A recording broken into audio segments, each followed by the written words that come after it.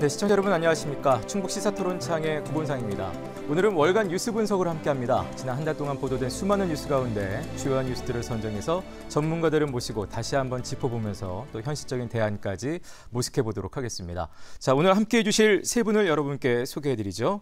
청주대학교 정치행정학 진재구 교수 나오셨습니다. 안녕하세요. 네, 반갑습니다.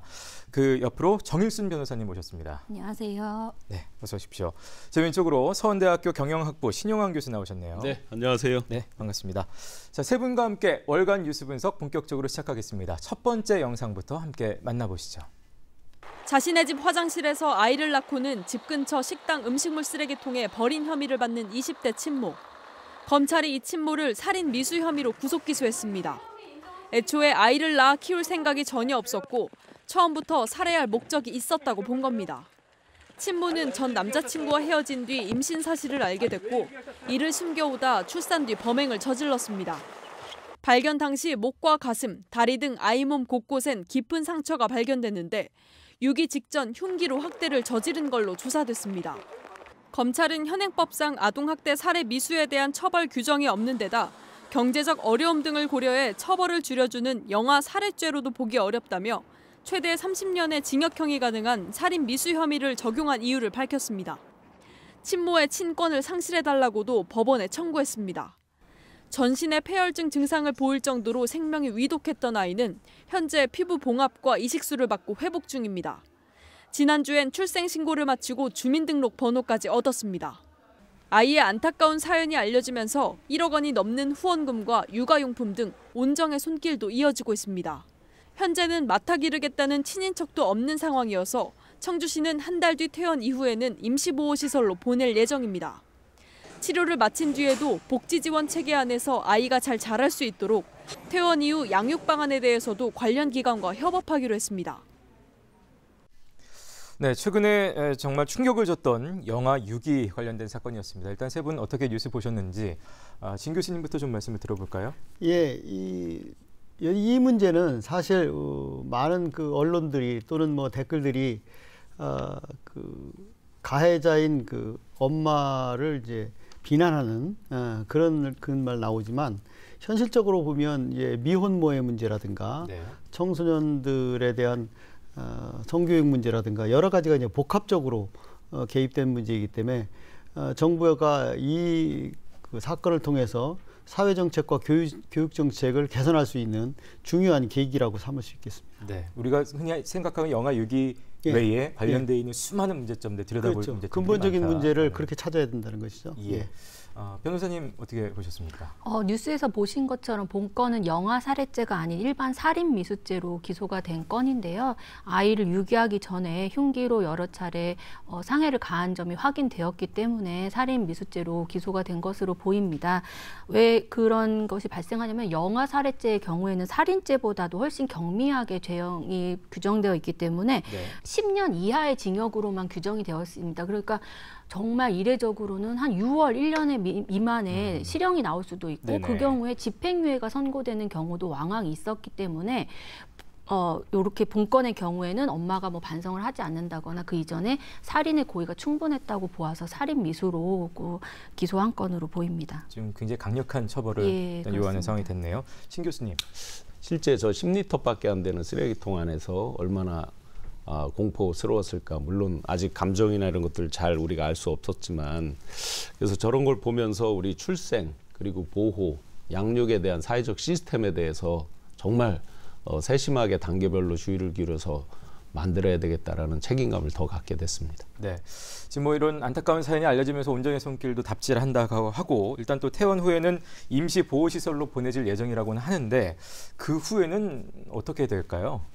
예, 검사님이 이 본건에 대해서 구속 기소하는 것과 별도로 아이의 엄마에 대해서 이제 친권 상실 청구가 들어갔습니다. 그래서 법원에 의해서 엄마의 친권이 상실되는 그 판결이 선고가 되면 필요성에 따라서 임시 후견인으로 지자체 장이 선임되거나 아니면 아동 보호 전문기관의 장이 후견인으로서 이제 아이에 대한 적극적 적절한 조치가 어떤 것인지에 따라서 이제 위탁 가정으로 보내거나 입양을 하거나 아니면 이제 시설 위탁을 할 수 있는 그런 절차들을 밟게 됩니다. 네.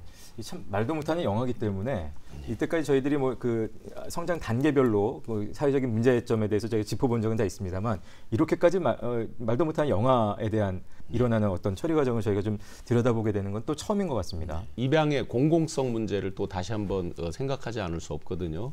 그러니까 입양을 또 해놓고 키우다가 또 나쁜 범죄로 이렇게 연루되는 사례도 있고 여러 가지 그 또 친인척들 가까운 사람들 그리고 나중에 이제 취약 연령 이후에 또 사춘기 성년이 됐을 때 이후의 문제들까지를 전체적으로 보면서 임시 보호 시설로 보내고 그냥 단순히 친권자 새로 지정하고 이런 문제로만 끝날 수 있는 건 아닌 것 같습니다. 전체적으로 우리 사회 시스템 내에서 영아 때부터 아동 그리고 청소년까지를 전체를 보면서 이 보호 시스템을 정말 제대로 설계해야 되는 상황입니다. 네, 아까 신 교수님 잠시 언급하셨습니다만 이 문제로 인해서 미혼모 문제라든지 청소년 성교육 문제라든지 여러 가지 들여다봐야 될 부분들이 많다라고 하셨거든요. 예, 워낙 그 언론에서 센세이션하게 다뤘기 때문에 전 국민이 관심을 갖고 또 뭐 후원금도 많이 답지하고 뭐 이런 측면에서 단기적으로는 이슈화하는 데 성공했지만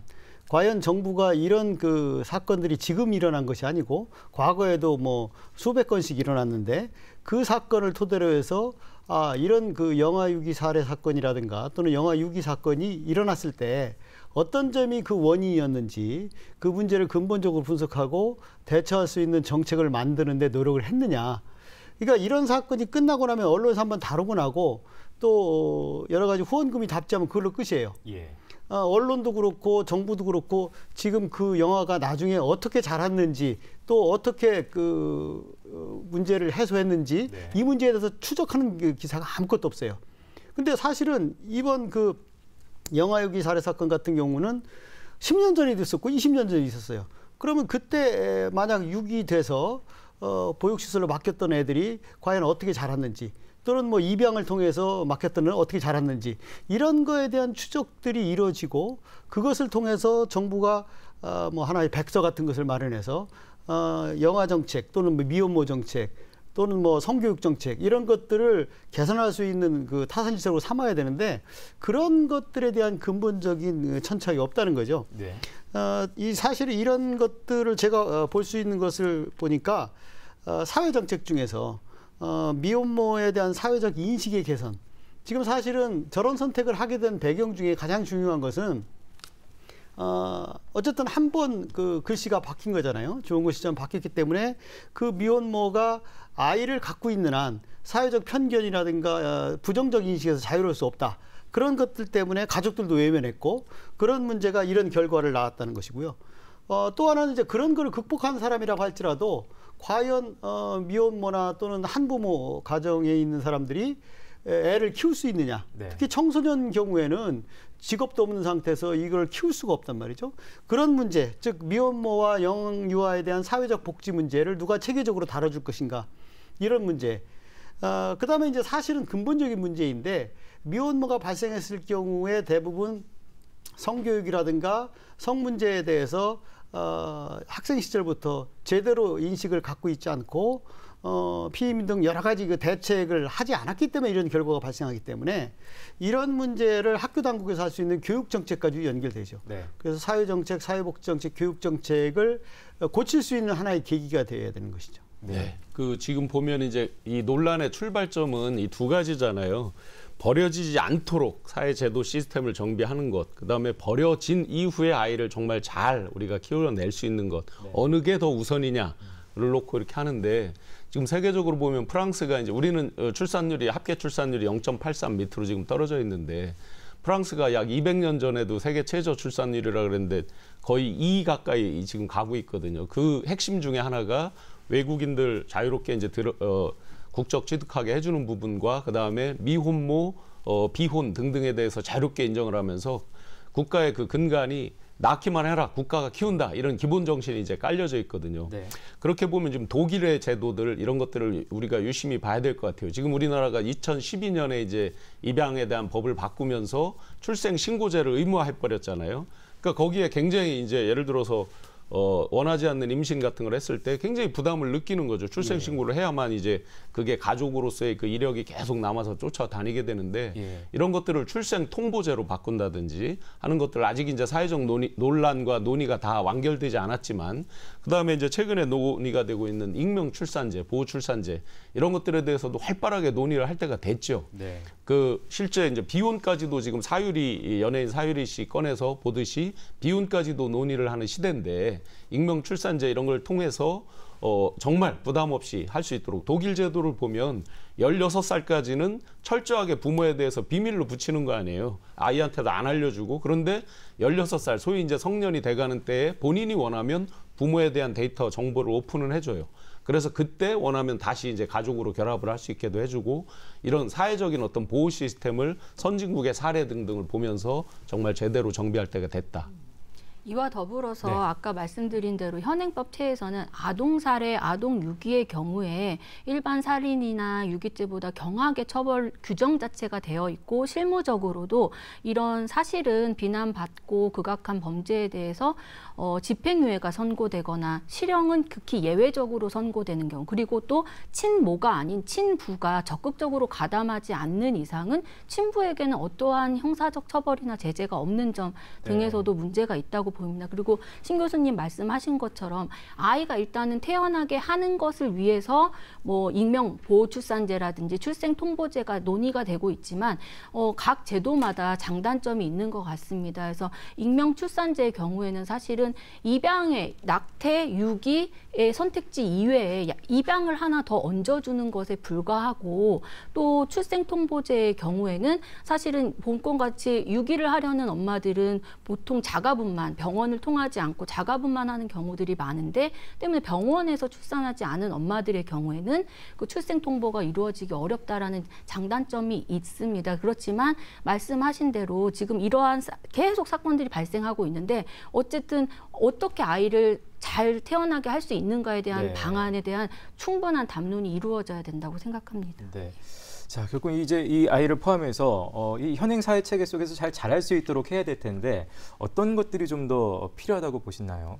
우선 이제 사실은 이 사회적 그 관습이라든가 인식의 개선이 필요한데 아까 말씀드렸듯이 미혼모라든가 또는 미혼부가 혼외자를 낳아서 키울 때 소위 경제적으로 어렵더라도 사회적으로는 떳떳할 수 있는 분위기를 만들어주는 게 필요하죠.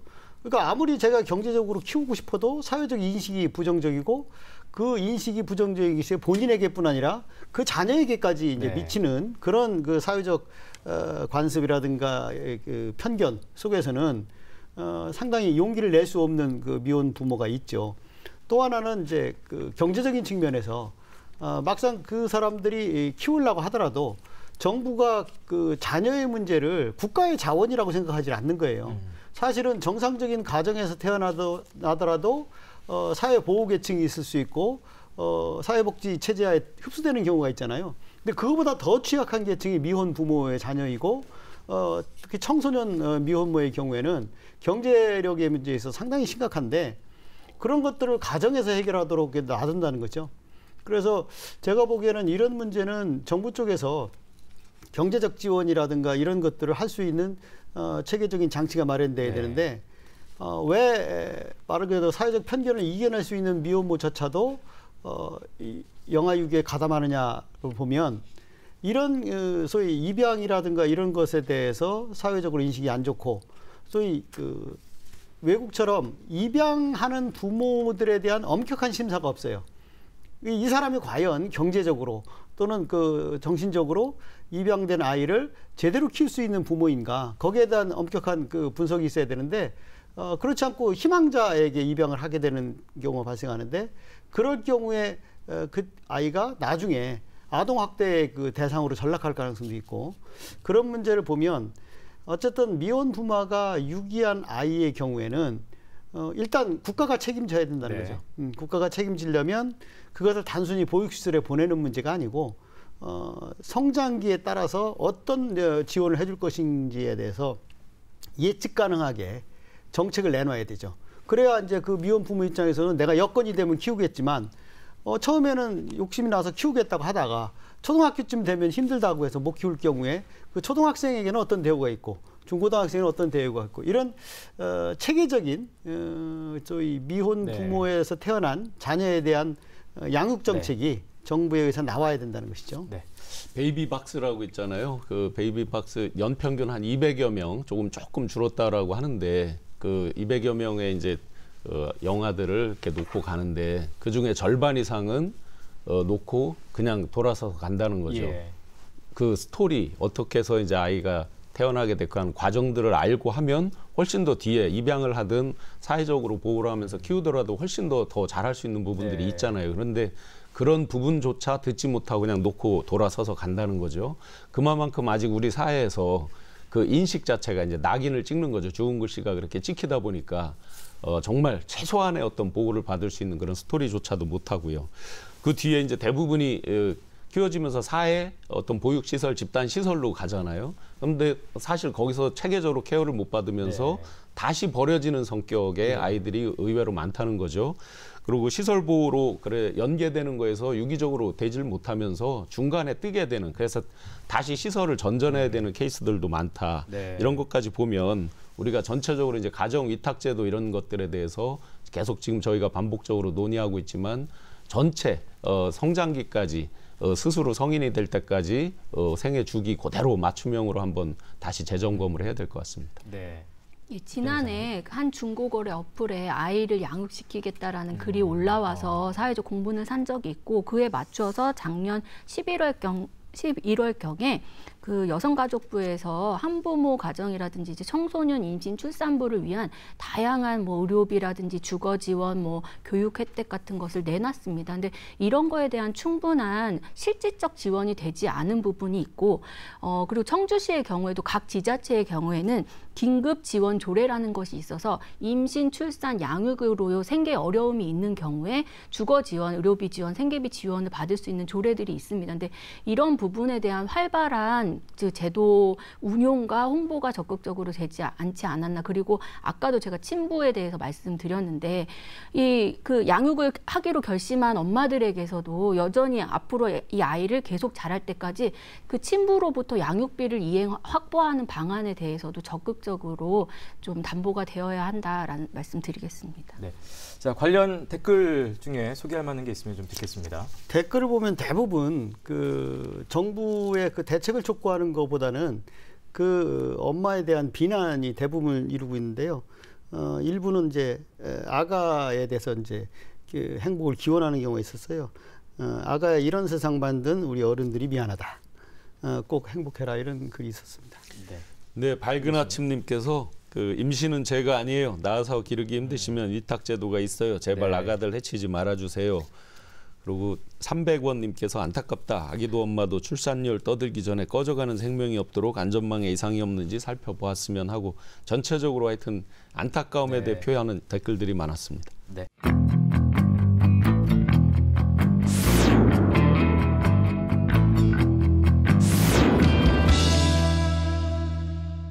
자, 저희는 계속해서 두 번째 뉴스 만나보도록 하겠습니다. 의붓딸과 딸 친구를 성폭행해 죽음으로 내몬 혐의로 구속 기소된 50대 계부의 두 번째 재판이 비공개로 진행됐습니다. 유족은 숨진 딸이 제3의 친구와 주고받은 문자 중 피해 사실을 암시하는 내용을 증거로 추가 제출했지만 계부는 계속 혐의를 부인하고 있는 것으로 알려졌습니다. 계부는 성범죄를 저지를 수 없는 신체 조건을 갖고 있다며 이를 증명하기 위한 신체 감정 절차도 요청한 것으로 전해졌습니다. 계부가 성범죄 혐의를 계속 부인하자 방청객에서 재판을 지켜보던 유족은 참다 못해 법정을 나와 울분을 터뜨렸습니다. 저희 것이 아니라 본인도 우고 딸이지만 에 대한 죽음이잖아요. 최소한의 양심을 보였으면.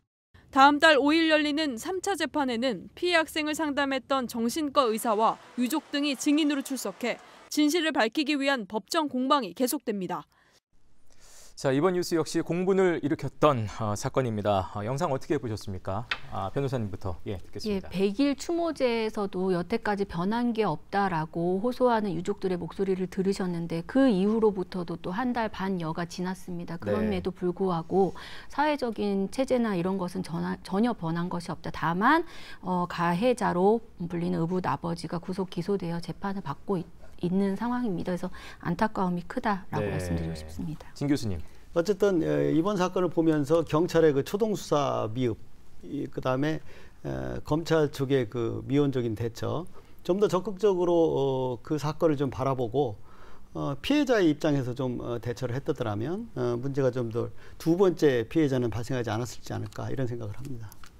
네, 안타까운 사건이 발생한 것도 정말 화가 나고 공분을 사고 있는데 그 뒤에 이제 피해자 아버지랑 몇 번 통화를 드리고 했는데 그 청와대 국민청원 20만이 넘어야 이제 응답을 하죠. 그래서 이런 사건에 대해서 아주 단호하게 처리를 해달라라고 하는 그 청원 부분에서도 정말 힘들게 그래서 저희가 단체 단톡방 등을 통해서 여러 캠페인도 하고 이렇게 하면서 이제 어렵게 청와대에서도 아주 중하게 보고 정확하게 처리를 하도록 노력하겠다 이런 답을 받기도 했지만 우리 충북교육청이라든지 지금 그 뒤에 경찰의 대처라든지 검찰의 대처라든지 이런 것들에 대해서 너무 안타깝고 아쉬운 마음입니다. 자, 이 사건 발생도 참 안타깝지만 미흡한 대처에도 아쉽다는 지적이 역시 많았습니다. 총체적인 문제, 저희가 이 사건을 또 다룬 적도 있습니다만 어떤 점들을 좀 다시 한번 지적을 할 수 있을까요? 우선 시스템으로 보면 제일 이제 안타깝게 생각했던 게 학교에서 일단 위 클래스가 있잖아요. 상담 교사가 있고 그리고 교육지원청, 각종 교육지원청에 위 센터가 있잖아요. 그리고 충북교육청에는 이제 마음건강센터 이렇게 해서 연결되는 유기적인 걸 충분히 할 수 있었는데 비밀 준수 보호 이런 어떤 법 규정 때문에 아예 통보도 안 해서 교육청 같은 경우는 사건이 벌어지고 그야말로 뉴스가 나오고 알았다 이런 거잖아요.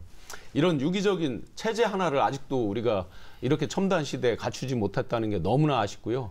그다음에 각각의 경찰이면 경찰, 상담센터면 센터 이게 각각에 이루어지다 보니까 안 그래도 떠올리기 싫은 그 악몽을 각각 조사받을 때마다 계속 다시 이야기하고 이런 정말 기초적인 조사의 어떤 그 심리적인 상태 하나를 고려하지 못하고 이렇게 만들어진 이런 제도, 이 제도 자체가 너무나 한심한 상태죠. 이 문제는 그 학교 상담의 문제로 해결될 수 있는 문제가 아니잖아요. 형사 사건이기 때문에 사실은 처음부터 가해자와 피해자를 완전 분리하고 가해자 중심의 수사가 이루어졌어야 되는데 이 문제를 피해자에 대한 상담 문제로 처음부터 끌고 갔다는 것이 문제이죠. 가해자는 자유롭게 놔둔 상태에서. 그러니까 처음에 대처하는 문제에는 이 문제는 분명히 성폭력 문제이고 이것을 대처하는 자세는 피해자에 대한 상담이라든가 위로가 아니고 가해자에 대한 처벌이 먼저 이루어진 다음에 피해자에 대한 어떤 대책을 마련해 줬었기 때문에 처음부터 제일 먼저 해야 될 게 가해자와 피해자의 분리이고 그다음에 가해자를 중심으로 해서 물적 증거를 수사기관에 확보하고 이런 문제가 먼저 됐었어야 되는데 아까 말하는 상담센터나 교육기관의 경우는 피해자에 대한 어떤 상담이라든가 이런 문제 그걸 아무리 해도 가해자가 있는 한 그 문제는 해결이 안 되거든요. 그래서 가해자 중심의 그 문제 처리가 필요했고요. 이걸 이제 보면서 느끼는 것이 가정폭력이라든가 또는 이제 학교폭력 같은 경우를 해당 기관에서 알아서 하라는 식입니다. 사실은 외국의 많은 그 나라에서는 가정폭력이든 학교폭력이든 그건 분명히 형사사건으로 사법권이 다룹니다. 근데 우리는 가정폭력은 가정 내의 문제로 인식하고 학교는 학교의 문제로 인식하다 보니까 대부분 이제 가정에 있어서 피해자는 가해자에 비해서 상당히 경제적으로 정신적으로 예속되어 있는 경우가 많기 때문에 그걸 가정 내에서 스스로 해결할 수 있는 경우가 없죠.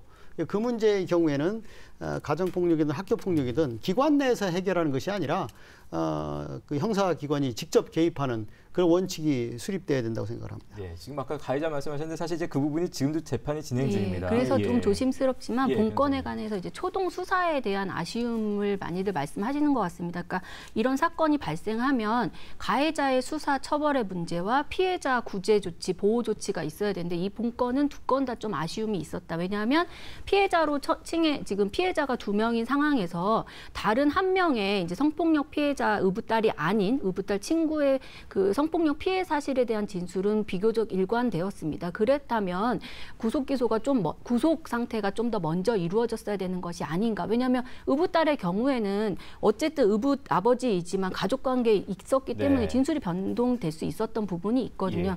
그런 부분을 감안하지 않은 아쉬움이 있고 피해자 보호에 있어서도 지금 말씀하신 가해자의 분리 조치가 이루어지지 않은 것에 대해서 현행법이 그 피해 아동들의 진술을 들어서 아주 영화나 이러지 않다면 이 아이들의 의사를 물어서 분리 조치를 하게 되어 있는데 이 이제 의붓딸이 그거에 대해서 적극적인 의사를 표명하지 않았다는 이유만으로 즉각적인 분리 조치가 이루어지지 않았다라는 점입니다. 네. 실례로 제가 경험했던 사건에서 아동학대 피해 아동이 상당히 공부를 잘하는 중학교 3학년생이었는데 이 친구가 이제 분리에 관해서 의견을 들으려고 했더니 제일 먼저 묻는 것이 자기가 시설에 들어가도 지금과 같은 학원들을 다닐 수 있느냐 이런 부분을 묻더라고요. 그래서 아버지가 만약에 아버지를 이제 고소한 상태에서 시설에 가 있으면 아버지가 학원비를 대주시지 않을 수도 예. 있고 시설에서는 그것까지 해주지 못할 수도 있다라고 하니까 참으로 좀 실망을 하고 이제 몇 달이 지나서 그 친구는 시설에 갔지만 이런 부분이 확인되지 않으면 실질적으로 학생들을 보호하기가 힘들다는 문제점이 있습니다. 현실적인 부분들이 많이 있네요. 우리 예. 지도층 어떤 그 교육 당국의 그 인식에 대해서도 꼬집지 않을 수 없을 것 같습니다. 그러면 최소한 이 뉴스를 봤다 그러면 이게 어느 정도 무거운 뉴스인지 그걸 직감적으로 모를 사람은 없을 것 같습니다. 그러니까 여론에 이제 빗발치는 비난이 되자 9일 정도 지나서야 이제 사과를 했죠. 사실은 물론 이럴 수 있겠습니다. 먼저 몰랐다. 그래서 우리가 대처할 수 있는 게 없었다 이렇게 생각할 수는 있지만 어쨌든 최종 책임 어떤 교육의 책임 당사자 당국자들이라 그러면 이런 부분들은 다시는 그런 일로 인해서 시민들에게 학부모들에게 가슴에 못을 박는 일은 그런 것들은 없어야 되겠다라는 생각이고요. 또 하나는 이제 소위 심리적 지배, 네. 그루밍이라고도 하고 또 스톡홀름 이펙트 같은 것도 있잖아요. 뭐냐면 동조화 현상 이런 것들로 인해서 실제 피해자가 가해자에 대해서 함부로 어떻게 하지 못하는 또 겁에 질려서도 함부로 못하는 이런 경우도 많잖아요. 근데 후일담을 들어보니까 각종 증거나 또는 유서가 진짜냐 가짜냐의 논란까지 지금 재판에서 있는데 거기서 보면 가해자를 마치 옹호하는 듯한 이런 것들 때문에 초동 수사에서 헷갈렸다 이렇게 네. 얘기를 하는데 이미 그런 것들은 수도 없는 그 선례들에서 많이 드러나 있던 거잖아요. 좀 전에 변호사님 말씀대로 그 가해자 피해자 분리 부분 그다음에 그 피해자 중심의 이런 것들로 해서 본다 그러면 얼마든지 그 제3자, 제3의 피해자 이런 관점에서 조금 더 세심하게 갔더라면 초기에 그래서 최소한 이런 극단적인 안타까운 사고는 막을 수 있지 않았을까 하는 생각입니다. 네, 좀 전에 이제 교육당국에 대한 얘기도 하셨습니다만 결국 교육당국 포함해서 이런 관계기관의 시스템이 어떻게 정비될지 또 현행 법 체계에서는 또 가정 내 성폭력에 대해서 좀 여전히 처리하기 미흡한 문제점들이 있다는 지적들이 있습니다. 어떤 점들을 노력해야 될지 좀 대안들이 그러니까 있을까요? 아까 제가 잠깐 말씀드렸듯이 알겠습니다. 이런 사건이 지금 처음 일어난 것이 아니고 예. 그동안 누적적으로 일어났는데 이런 사건에 대한 해당 기관의 분석이 없다는 겁니다. 정부는 정부대로 또 상담기관은 상담, 교육기관은 또는 형사기관은 형사기관대로 그 사건을 바라보는 자기들의 입장과 과거의 그 사건으로 얻을 수 있는 정책적 시사점을 만들어내서 다음번 사건이 일어났을 때 어떻게 대처해야 되겠다.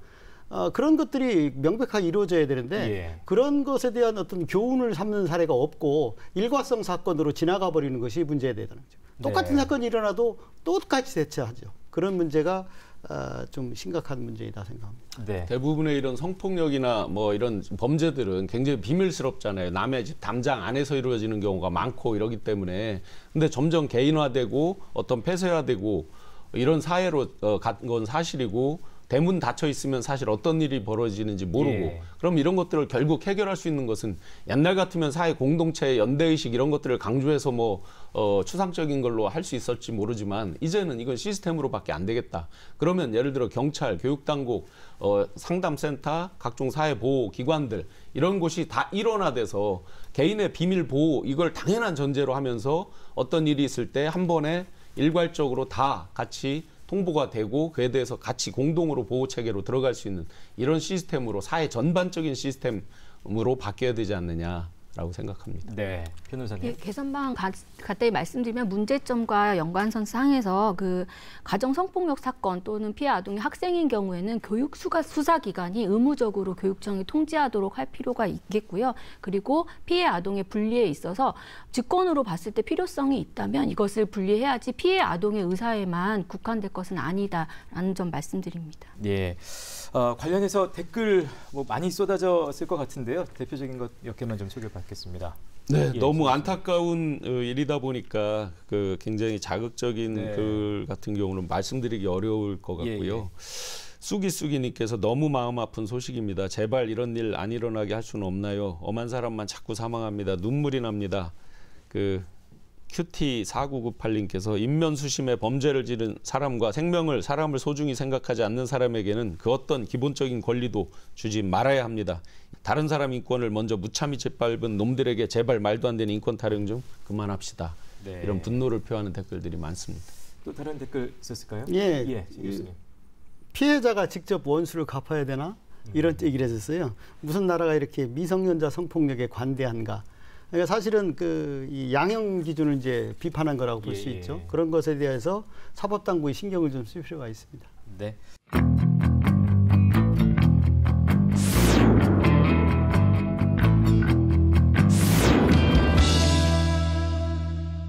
자, 저희는 계속해서 세 번째 뉴스 만나보겠습니다.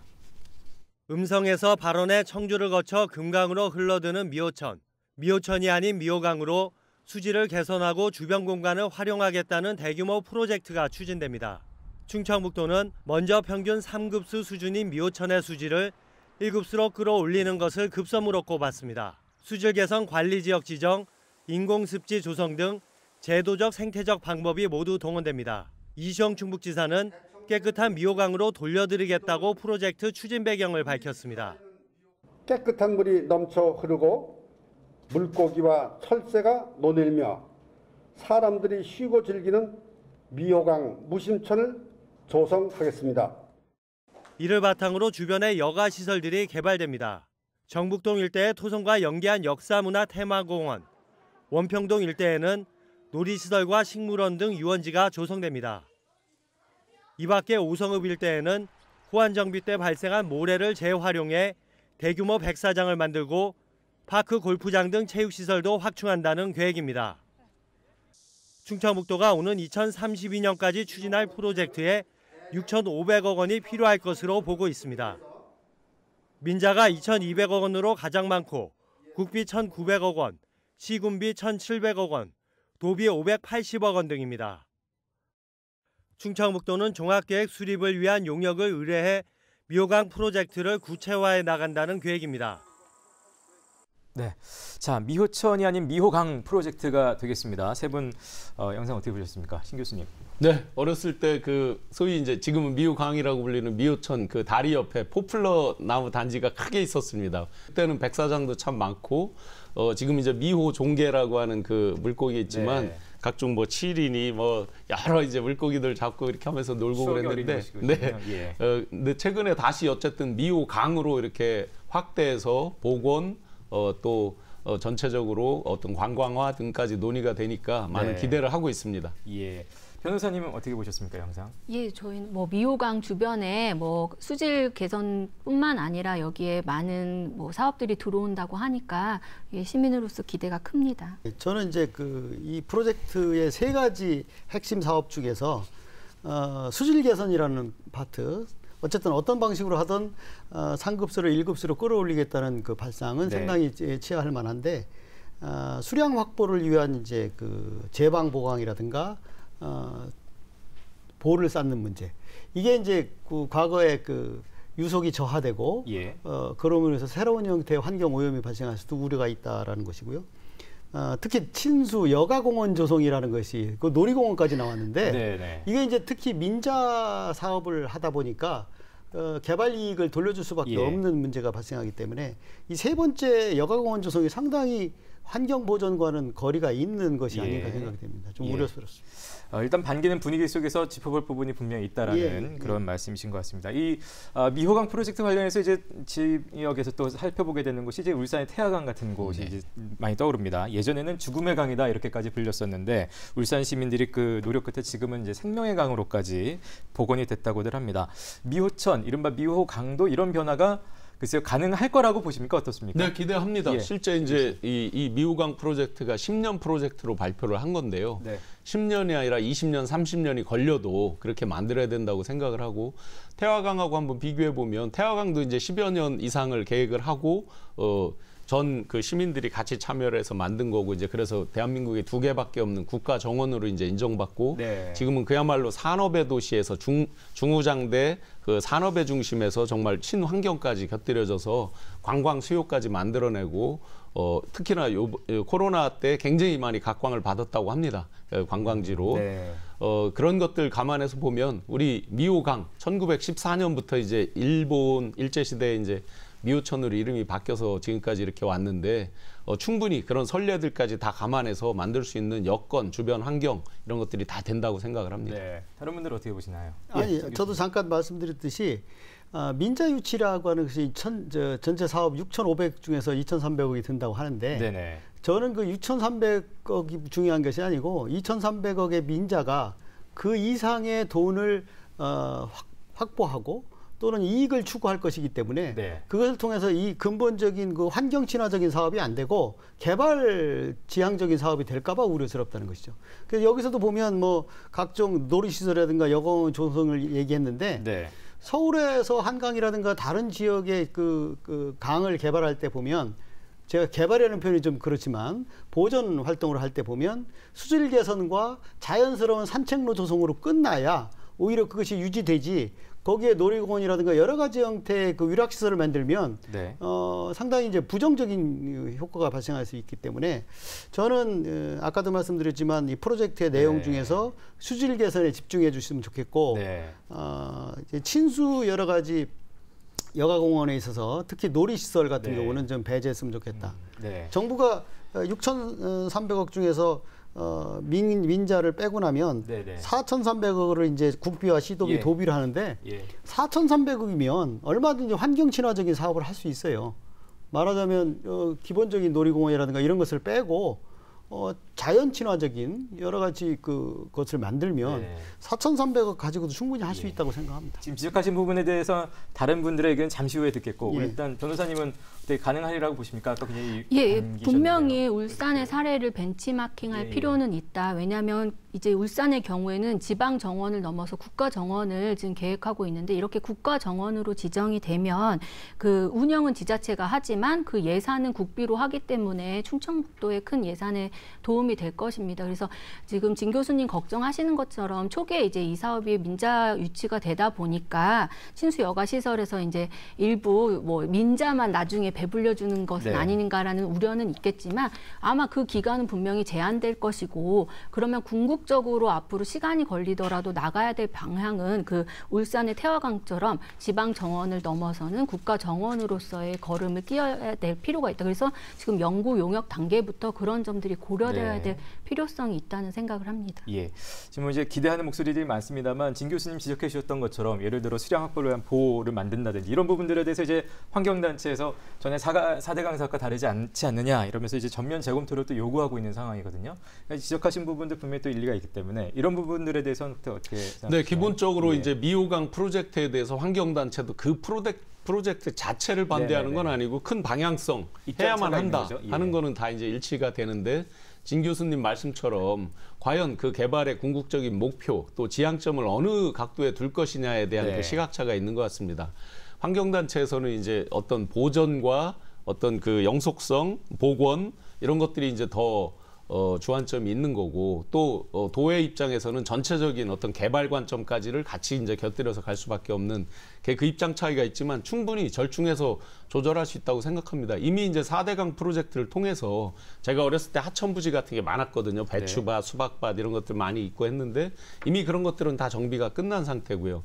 보혜 문제는 그게 어느 게 옳다는 아직도 시시비비를 많은 논쟁을 하고 있지만 대체적으로 환경 보전, 환경 오염을 제거하고 이런 것들에 대해서는 기술적인 거 이런 것들이 많이 나와 있기 때문에 두 가지를 절충할 수는 있겠는데 하나 이제 마지막 그런 민자를 유치하는 부분 아마 이건 국비 유치랑 매칭이 되어 있을 겁니다. 국비를 2,000억 정도를 저희가 따야 되는데 지방비 2,300억은 뭐 충북에서 알아서 조달한다 치더라도 국비 2,000억을 매칭할 때 이제 민자 매칭 부분이 더 가점이 주어질 텐데 그러면 민자는 과연 어떻게 들어오고 과연 10여 년에 걸쳐서 한 2,300억을 민자가 투자를 했을 때 어떻게 이 사람들은 회수를 해나갈 거냐 이거랑 이제 맞물려 있겠죠. 그런 부분에서 아예 없앨 수는 없을 것이고 최소한 청주 시민들 이제 10년 후면은 청주시가 95만을 목표로 지금 10년 계획을 발표를 했거든요. 그럼 95만의 시민들이 어떻게 위락시설, 편의시설까지 이용하느냐 이런 종합적인 관점으로 도와 시가 같이 또 환경단체랑 처음부터 이제 이건 TF를 같이 만들어야 되겠죠. 아까 진 교수님 의견 중에 이제 그 민자 부분이 없더라도 있는 예산으로 충분히 가능하지 않겠냐는 의견도 좀 주셨거든요. 이에 대해서는 뭐 덧붙이시거나 반대하시는 제가 그걸 덧붙인다고 하면 여기서 보면 이제 수질 개선과 주변 공간 활용이라고 하는 것인데 수질 개선은 분명히 환경 보존 사업이에요. 그런데 주변 공간 활용은 이제 개발 프로젝트인데 그 개발 프로젝트라고 하는 것을 이제 민간 자본 유치를 하기 위한 수단이라고 볼 수 있는데요. 민간 자본은 속성상 절대로 이익이 없는 때는 들어가지 않습니다. 지난번에도 한번 다뤘던 것 같은데 이제 도시공원 그 일몰지와 관련해서 민간 특례 사업 말하자면 자치단체가 예산을 확보를 못해서 도시공원 부지를 사들이지 못하니까 민간 특례 사업을 통해서 민자가 들어와서 공원 개발을 하는 것에 문제가 있다 얘기했거든요. 그게 왜 그러냐면 그 사람들은 기본적으로 20% 30%의 공원 개발 프로젝트를 통해서 나머지 70%의 공원을 조성해 주겠다고 하는 건데 엄밀하게 말하면 민자 유치하는 사람들은 그 70%의 공원을 자기가 만든 30%의 개발 아파트라든가 이런 거를 위한 수단으로 쓸 뿐이에요. 전체 주민들을 위한 공원이 안 된다는 거죠. 그래서 꼬리가 이제 몸통을 흔드는 그런 사태가 안 되도록 정부가 최소한으로 확보할 수 있는 돈, 최소한도 아니죠. 4,300억이면 얼마나 큰 돈입니까? 그 돈으로 환경 친화적인 미호천 개발이 필요하다. 위락시설은요, 이제 전국화돼 가지고 얼마든지 전국적으로 큰 놀이공원을 갈 수 있어요. 미호천에다가 놀이공원을 만든다고 할 때 얼마나 제대로 된 놀이공원을 만들겠어요.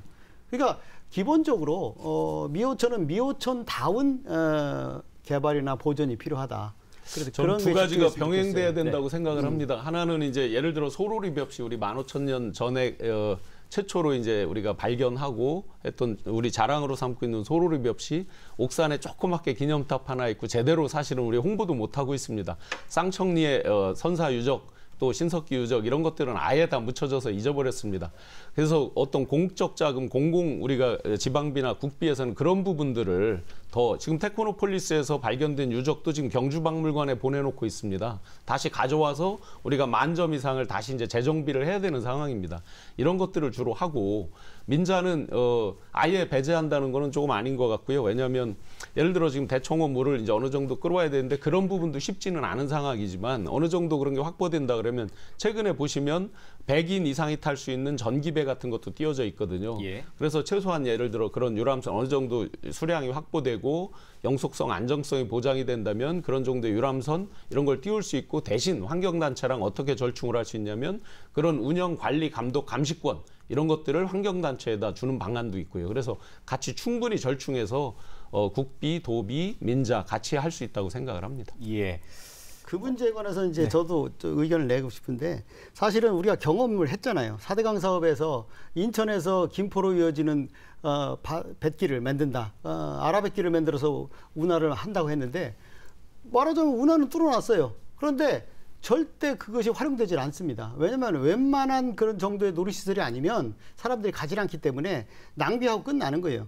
지금 우리 입장에서는 미호천다운 조성 미호천다운 환경 친화적인 그 조성을 통해서 사람들이 놀이시설을 가는 것이 아니라 나는 환경 친화적인 데 휴식하러 간다. 이런 생각을 할 수 있어야 되고, 미호천에서 지금 사람들이 안 가는 이유는 조금 교통이 불편하거나 또는 뭐 편하게 보기 위한 뭐 정자가 없거나 뭐 이런 정도이니까, 사실은 아까 말한 유적 같은 경우도요, 공적 작업으로 충분히 할 수 있습니다.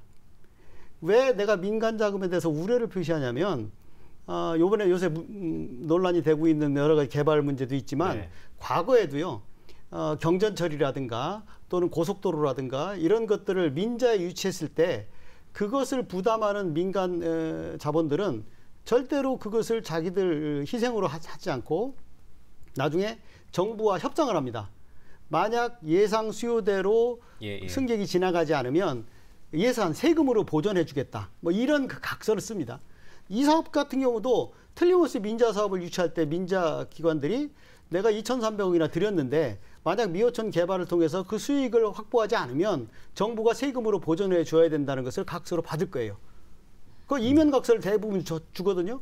그러면 계속 또 돈이 들어가는 거예요.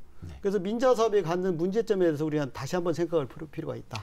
여기서 이제 하나, 그래서 제가 절충안이라고 말씀드렸던 게, 당연히 이제 모든 미호천 전체를 뭐 일학시설화 할 수는 없는 걸 거고요. 특정 지역을 하는데, 요즘 이제 기업도 민자도 보시면 기업 윤리 측면에서 CSR 측면에서 사회 공헌 펀드 이런 것들이 많이 있거든요. 그래 일정 수익까지만 개런티하고 나머지는 다시 사회 봉사 기금 이런 것들로 이제 나는, 그래서 환경단체랑 같이 매칭을 해서 관리 감독하게 하는 이런 식으로 충분히 사전적으로 화천대유, 대장동 이렇게 변질되지 않도록 할 수 있는 방안들이 얼마든지 있다고 생각을 합니다. 의견이신 것 같습니다. 예.